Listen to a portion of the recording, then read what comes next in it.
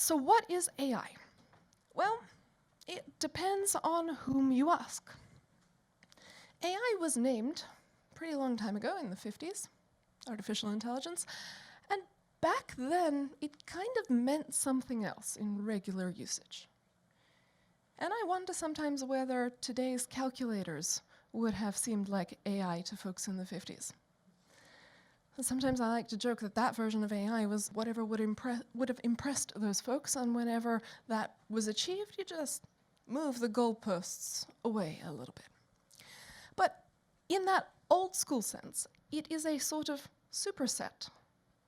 And machine learning would be in there somewhere. Where machine learning is, let's remind ourselves, thing labeling, using examples.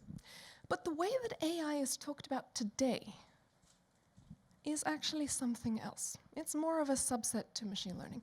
So let's have a look at some AI tasks and see what they have in common. There are tasks like figuring out whether an image has a cat in it or not, having a natural sounding, human sounding conversation, playing games that you don't know the rules for, that you have to use intuition to figure out the rules. Well, when you, the human, do these tasks, you are taking in information through your senses, and you get the answer as if by magic. You don't even know how you know that's a cat. You don't know how to move that joystick in that game. You just know it. You do something with these pixels, and you don't know what you do. Now, think about trying to solve a task like this the traditional way. You have to really think hard, brainstorm what to do with every pixel, and then give the computer those instructions by hand.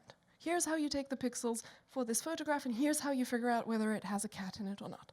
Now, what recipe are you going to write? And as you're thinking up that recipe, are you sure it's still going to work for that situation? It's pretty hard to write these rules. You need complicated instructions to do this task. And you have the benefit of eons of evolution. Your brain just does this. You have no idea how it does it. And the task is easy for you. And generating the examples and checking whether the task is done correctly, that's really easy for you. But you don't know how you do the task. So how can you express that to a computer? You can't solve it the old way.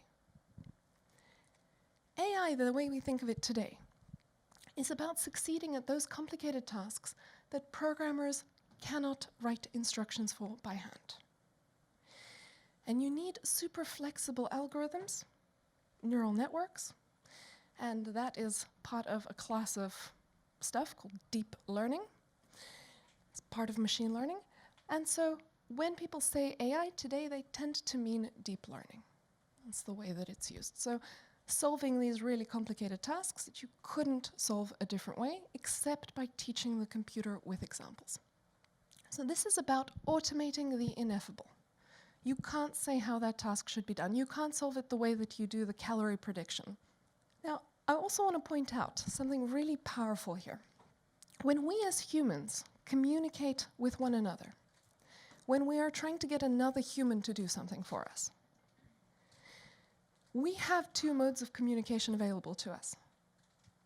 Direct instructions, or, hey, look at a bunch of examples and you figure it out. And we use both as the situation demands. Before machine learning, we didn't have the ability to communicate that way with computers. All we could do is give the instructions directly. So that's like a huge part of our natural communication that we want to use, gagged. Think of this as an ungagging. Now, as a programmer, you can communicate with the computer two different ways. So don't think of this as something sci-fi and robotsy with a mind of its own. Think of it as unlocking a second way to get computers to do stuff for you. That's what we're about. And this is really powerful because it's a whole class of tasks that you can automate that you just couldn't automate before.